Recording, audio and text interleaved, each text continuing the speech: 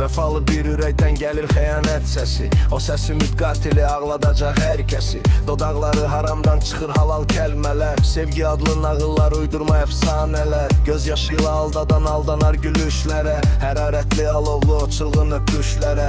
Həyat vəfasız yalan uduzan kim udan kim. Sevgi dərdi çəkənə nə çarə etsin həkim. Yalan kəlmələrdə doğmalaşıb gözümdə. Artıq həqiqətlərə inanmıram özümdə. Sözdə yaxın olanlar gözümdə çox uzaqdır. Çox sevirəm deyəndən çalış biraz uzaq dur.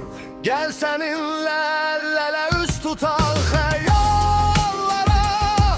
Unudaq biz hər şeyi xət çəkək olanlara.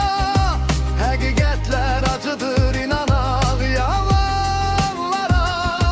Qarışaq xəyanətin odunda yananlara.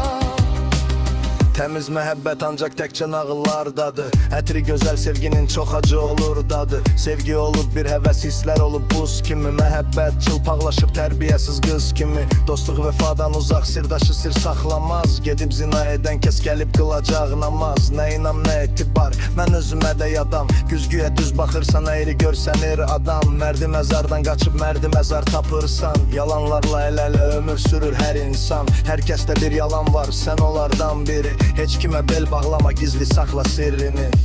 Gəl səninlə əl-ələ üst tutaq xəyallara. Unudaq biz hər şeyi xət çəkək olanlara. Həqiqətlər acıdır inanaq yalanlara.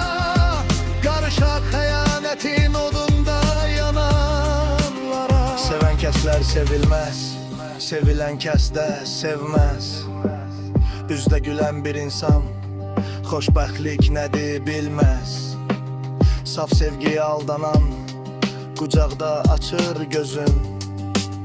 Kimi qalır qucaqda, kimi öldürür özün. Gecə su yalan dolu, gündüzləri ümidsiz. Əyri yolun yolçusu yolunda axtarar düz. Reallıq çox acıdır, biraz gəz ondan uzaq. İşıq sönəndə rənglər dönüb olur qaraq. Bezdim səmimiyyətsiz olan səmimiyyətdən. Hər gülüşün dalında yalan səmimiyyətdən. Yadlaşıb uzaqlaşıb qalan səmimiyyətdən. Məhv olaraq gül kimi solan səmimiyyətdən. Gözlərində yaş olub dolan səmimiyyətdən. Səmimi hisslərimizi alan səmimiyyətdən. Gəl səninlə əl-ələ